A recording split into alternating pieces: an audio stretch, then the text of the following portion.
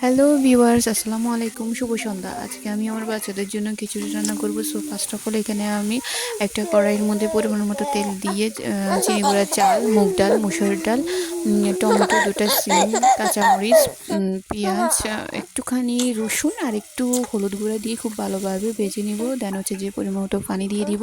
পানি দিয়ে খুব ভালোভাবে নাড়াতে হবে। এখন আমি বেশ কিছুক্ষণের জন্য ঢাকনা দিয়ে রেখে দিব।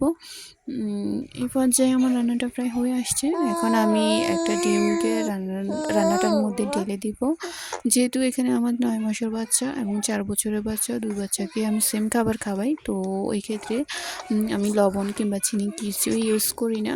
কারণ হচ্ছে ৬ মাস থেকে ১ বছরের মধ্যে বাচ্চাদের জন্য ডাক্তাররা লবণ, চিনি দিতে ইউজ না করে। তো এই ক্ষেত্রে রান্নাটা যখন হয়ে আসে তখন আমার ৯ মাসের বাচ্চার জন্য খাবারটা এক্সট্রা করে রেখে দিয়ে বাকিটার মধ্যে লবণ হোক, চিনি হোক, যেটাই হোক ইউজ করে নিই।